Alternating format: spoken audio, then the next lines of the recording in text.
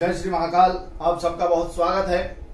आज हम हस्तरेखा के विषय में जो चर्चा करेंगे तो हाथ का सबसे महत्वपूर्ण अंग अंगूठे के विषय में हम चर्चा करेंगे। जी हाँ, मानव शरीर में और उसके हाथ में सबसे ज्यादा महत्वपूर्ण भूमिका निभाने वाला अगर कोई अंग होता है तो वह अंगूठा होता है। जी हाँ, भारतवर्ष में कुछ ऐसे विद्वान भी हैं जो केवल अंगूठे मात्र को देखकर जीवन के संपूर्ण भविष्य की भविष्यवाणी कर देते हैं। जी हाँ, हम अंगूठे के विशेष महत्व को जानेंगे, अंगूठे से किन विषयों का विशेष रूप से विचार किया जाता है और अंगूठे पर जो चिन्ह होते हैं या जो रेखाएं होती हैं उनका प्रभाव मानव के जीवन में किस प्रकार पड़ता है। इन विषयों पर हम विस्तार से चर्चा करेंगे।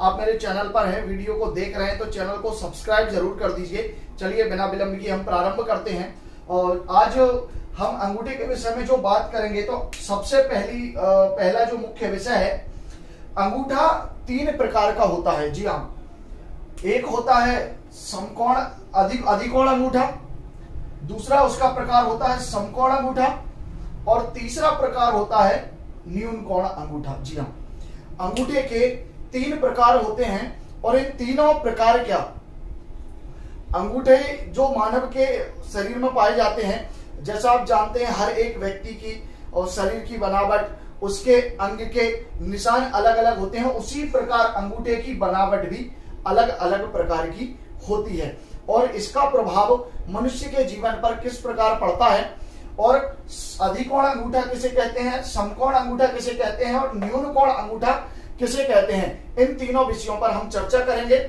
और इसके साथ अंगूठे में के जो तीन पर्व होते हैं, इन तीनों पर्वों से किन किन विषय का विचार किया जाता है यह भी आज हम समझेंगे। अंगूठे का सबसे जो पहला पर्व है, इस प्रथम पर्व से जो है इच्छा शक्ति के विषय में विचार किया जाता है और मनुष्य की कार्य करने की क्षमता या उसने जिस कार्य को अपने हाथ में लिया उस कार्य को वो किस तरीके से पूरा करता है, या मनुष्य की जो इच्छा शक्ति है, जो उसका आत्मबल है, जो अंदर उसकी एक क्षमता है, एक ताकत है, उसका संपूर्ण विचार जो है अंगूठे के प्रथम पर्व से किया जाता है। अब अंगूठे के दूसरे पर्व से जो है जातक की तर्क शक्ति या विचार शक्ति के विषय में जो है विचार किया जाता है। जातक का स्वभाव कैसा है और वह जो भी कार्य करता है उसमें उस कार्य की कितनी रुचि है, या उसका बोलने का तरीका कैसा है, उसका स्वभाव कैसा है, क्या उसकी बातों में तर्क है या कुतर्क वो करता है, इन सभी विषयों की जो है जानकारी हमें द्वितीय पर्व से लगती है। अब तीसरा जो पर्व है, ये तृतीय जो पर्व है, इससे जातक की प्रेम शक्ति देखी जाती है। प्रेम शक्ति का अर्थ है कि जातक की रुचि किन विषयों में है, किस प्रकार के लोगों से उसका व्यवहार है, उसकी इच्छाएं क्या हैं और वह किस प्रकार की रुचि अपने अंतःकरण में बैठा हुआ है, इन सभी विषयों की जानकारी उसके तृतीय पर्व से प्राप्त की जाती है, जिसे हम प्रेम शक्ति का संबंध कहते हैं। प्रेम शक्ति का अर्थात जातक किस प्रकार के लोगों से अपना संबंध स्थापित करना चाहता है, उसके जो व्यवहार वाले हैं वो कैसे हैं, या इसका व्यवहार अपने संबंधियों से या अपने प्रेम करने वालों से या अपने मित्रों से किस प्रकार का इसका व्यवहार है, इसकी संपूर्ण जानकारी अंगूठे के तृतीय पर्व से प्राप्त की जाती है। अब हम पुनः अपने विषय पर आते हैं। हम चर्चा करेंगे अधिकोण अंगूठे के विषय में। कैसा होता है यह अंगूठा और इसके गुण कैसे होते हैं और क्या प्रभाव पड़ता है जातक का इसके ऊपर। तो अधिकोण जो अंगूठा होता है, यह अंगूठा देखने में पतला होता है और लंबा होता है और इसके जो नाखून होते हैं वह गुलाबी आभा लिए हुए होते हैं और ऐसा जो अंगूठा होता है वह देखने में अत्यंत सुंदर होता है और अच्छा, देखने में अच्छा लगता है।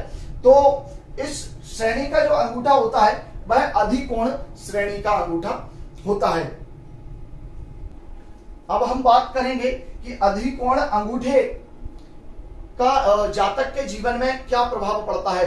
जिसका अधिकोण अंगूठा होता है, ऐसे जातक सात्विक होते हैं उनका मन उदार होता है, वह भावना प्रधान होते हैं और अपने व्यवहार को अपने मित्र के साथ या साथी के साथ व्यवहार को बहुत अच्छा रखते हैं, ईमानदार होते हैं और सबसे बड़ी बात होती है ऐसे जातक कर्मठ होते हैं, अपने कार्य को बहुत अच्छे से करना ये जातक जानते हैं। जिनका अंगूठा जो है अधिकोण श्रेणी का आता है, दयालु प्रवृत्ति होती है और सभी से इनके मधुर संबंध होते हैं और शांति प्रिय वातावरण में ऐसे जातक जो है रहना अधिक पसंद करते हैं।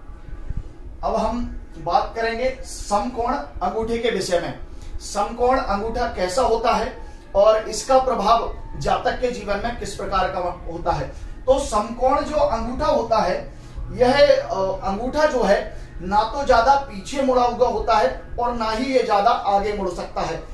यह अंगूठा अधिकतर सीधा होता है और देखने में थोड़ा मोटा होता है, कठोर होता है और आगे से जो है फूला हुआ होता है। तो इस प्रकार का यदि आप अंगूठा किसी जातक का देखते हैं तो उसे आप समकोण अंगूठे की श्रेणी में रखेंगे। और इस श्रेणी के जो जातक होते हैं वह काफी अच्छे होते हैं और मिलनसार उनका स्वभाव होता है, वह परिश्रमी होते हैं और परिश्रमी होने के साथ साथ उत्तम कार्य करने वाले होते हैं। और इस प्रकार की जो जातक होते हैं समकोण अंगूठे वाले, वह जातक अपने जीवन काल में अधिक उन्नति भी प्राप्त करते हैं। ऐसे जातक जो है शिक्षा के क्षेत्र में भी काफी आगे होते हैं और सामाजिक क्षेत्र में भी अपने आप को अच्छे स्तर पर रखते हैं। कहने का अर्थ यह है कि ऐसे जातक उच्च पद पर आसीन होकर समाज सेवा का कार्य करते हैं, जिनका अंगूठा समकोण श्रेणी का होता है। अब हम बात करेंगे न्यून कोण अंगूठे के विषय में। कैसा होता है न्यून कोण अंगूठा? तो इस विषय में ग्रंथों में कहा गया है कि न्यून कोण का जो अंगूठा होता है वह अंगूठा पीछे मुड़ने की बजाय तर्जनी या हथेली की ओर झुका हुआ रहता है और देखने में यह अंगूठा मोटा होता है और छोटा होता है। तो इस प्रकार का जब भी आप किसी के हाथ का परीक्षण करें और इस तरह का यदि उसका अंगूठा देखें तो उस अंगूठे को न्यून कोण अंगूठे की श्रेणी में रखना चाहिए। और यह जो अंगूठा होता है वह अधिक शुभ नहीं माना गया है। सबसे उत्तम अंगूठा वही माना जाता है जिस अंगूठे की जो है लंबाई तर्जनी उंगली के आधे तृतीय पर्व के बराबर होनी चाहिए। कहने का अर्थ यह है कि हाथ से जब हम अंगूठा जोड़ते हैं तो अंगूठे का ये वाला हिस्सा तर्जनी उंगली के आधे कोण तक ही आना चाहिए। यहां तक तर्जनी उंगली के आधे कोण तक ही वो अंगूठा आना चाहिए। जोड़ने के बाद ऐसा अंगूठा जो है सामुद्रिक शास्त्र में सबसे उत्तम बताया गया है और इस प्रकार के जातक काफी उन्नति भी प्राप्त करते हैं। लेकिन न्यून कोण अंगूठा जो है वह या तो तर्जनी पर झुका रहता है या हथेली की तरफ झुका हुआ रहता है। वह इस प्रकार का होता है या इस प्रकार का होता है, पीछे की ओर मुड़ा हुआ नहीं होता है। यदि आप इस प्रकार के अंगूठे की बनावट वाले जातक को देखते हैं तो आप उसके अंगूठे को न्यून कोण अंगूठे की श्रेणी में रखें। अब हम बात करते हैं कि न्यून कोण अंगूठे का प्रभाव मानव के जीवन में किस प्रकार पड़ता है। यह जो न्यून कोण अंगूठा है यह उत्तम श्रेणी का नहीं माना जाता है। इस प्रकार के जो जातक होते हैं वह झगड़ालू प्रवृत्ति के होते हैं और आत्मोत्कर्षवादी होते हैं। ऐसे जातकों को अपनी ही बड़ाई सुनना बहुत ज्यादा पसंद होता है। आत्मोत्कर्षवादी भी ऐसे जातक देखे जाते हैं। शंका करने का इनका स्वभाव होता है और बात बात में इनकी झूठ बोलने की आदत होती है। ऐसे जो जातक होते हैं यह अपने को सबसे महान दिखाना चाहते हैं या इनका जो विचार होता है भाई यह होता है कि जो ज्ञान मेरे पास है अन्य किसी के पास ऐसा ज्ञान नहीं है। अपने आप को ज्ञानी भी समझते हैं और इस तरह न्यून कोण अंगूठे वाले जो जातक होते हैं ऐसे जातक डरपोक और लोभी प्रवृत्ति के होते हैं। वह जो है धन का व्यर्थ व्यय करते हैं लेकिन अच्छे कार्यों में धन को खर्च करने में सोचते हैं, अर्थात काफी कंजूस होते हैं। तो जब भी आप न्यून कोण अंगूठे को देखते हैं या इससे संबंधित आपको गुणधर्म किसी व्यक्ति में दिखाई देते हैं तो आप बिल्कुल स्पष्ट रूप से कह सकते हैं कि इस जातक का अंगूठा न्यून कोण अंगूठे की श्रेणी में आता है।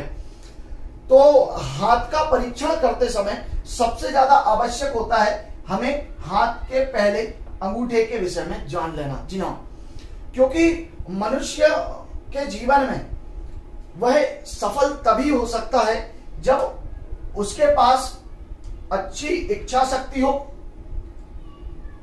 तर्क शक्ति हो और प्रेम शक्ति हो। कहने का अर्थ यह है कि मनुष्य के अंदर जो है कार्य करने की क्षमता होनी चाहिए, या फिर विपरीत परिस्थितियों में भी उसे अपनी विपरीत परिस्थितियों को देखकर, परेशानियों को देखकर घबराना नहीं चाहिए और अपने कार्य को लगातार करते रहना चाहिए।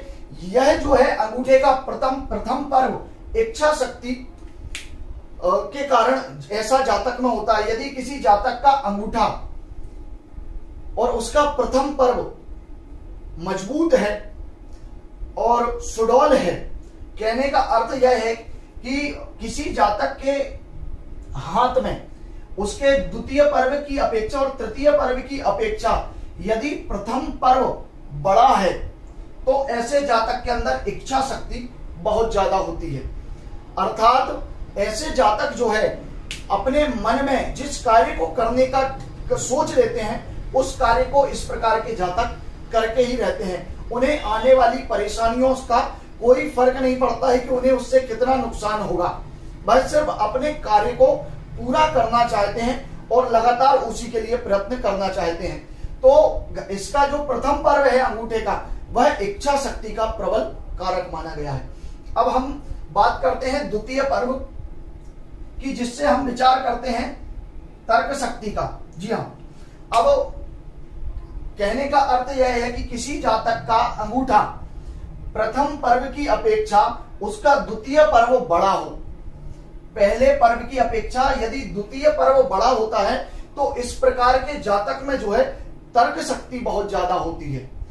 तर्क शक्ति का अर्थ यह है कि ऐसा जातक किसी भी कार्य को करने से पूर्व उसके दोनों पहलू को बहुत अच्छे से जानता है, समझता है और फिर कार्य करता है। वो उसके फायदे और नुकसान दोनों के विषय में विचार करता है, उसके बाद ही जातक अपना कोई कार्य करता है। और देखा भी गया है कि ऐसे जातक जो होते हैं वह अपने जीवन में कभी निष्फल नहीं होते हैं और वह सफलता प्राप्त करते हैं और सफलता के पद पर लगातार अग्रसर होते हैं। ऐसे जातकों का जो स्वभाव होता है वह थोड़ा सा संकालु प्रवृत्ति का जरूर होता है, क्योंकि वह हर एक बात में किसी ना किसी प्रकार की लगातार कमी को खोजते रहते हैं। क्योंकि कमी खोजना एक अच्छा गुण है, उसके साथ साथ कभी कभी यह अवगुण भी हो जाता है। तो इसीलिए जिस जातक का द्वितीय पर्व बड़ा होगा अंगूठे का, ऐसे जातक में जो है तर्क शक्ति बहुत अच्छी होती है। अब हम बात करते हैं अंगूठे के तृतीय पर्व की। जी, और तृतीय पर्व जो होता है अंगूठे का, वह लंबाई में तो कम होता है। कहने का अर्थ यह है कि लंबाई में तो वो कम रहेगा लेकिन चौड़ाई में ज्यादा होता है। तो यदि किसी जातक का तृतीय पर्व उभार लिए है, उठा हुआ है और उस पर यव के चिन्ह बन रहे हैं,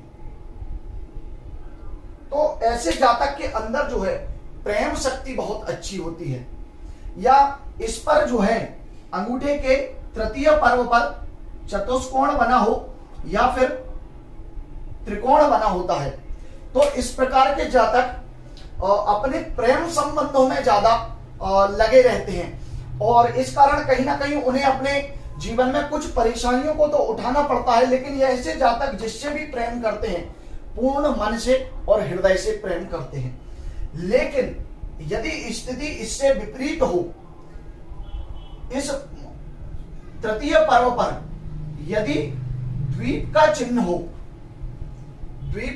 हो या इस पर जो है स्टार बना हुआ हो, तो इस प्रकार के जो जातक होते हैं वह प्रेम संबंध में धोखा खाते हैं और उनके जीवन में बदनामी भी उन्हें उठानी पड़ती है, जो तृतीय पर्व यह दर्शाता है।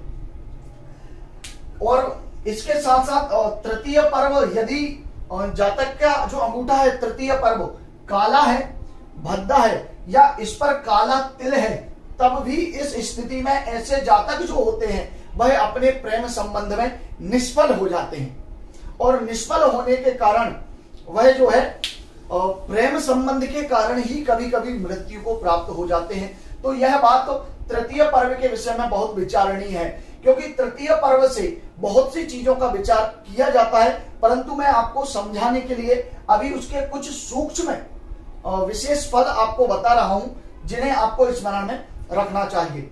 अब हम एक विषय पर और बात करते हैं। जिस जातक के द्वितीय और तृतीय, वो द्वितीय और प्रथम पर्व दोनों लंबाई चौड़ाई में बराबर होते हैं और एक जैसे होते हैं, और दोनों पर्व उठे हुए होते हैं, अर्थात इच्छा शक्ति का पर्व और तर्क शक्ति का पर्व यदि उठा हुआ होता है तो ऐसे जातक निश्चित रूप से राजनीतिक क्षेत्र में बहुत सफलता प्राप्त करते हैं, या फिर किसी बड़े पद पर आसीन होते हैं और वह पद ऐसा होता है जिसमें वह शासक की भूमिका निभाते हैं। यदि यह दोनों पर्व मजबूत होते हैं तो इस प्रकार के जातक आईएएस या आईपीएस के समान या समकक्ष उच्च पद पर विराजमान होते हैं और अपने क्षेत्र में या अपने देश में या विदेश में काफी ख्याति प्राप्त करते हैं, मान सम्मान प्राप्त करते हैं। क्योंकि यहां आवश्यकता है जिसकी इच्छा शक्ति मजबूत हो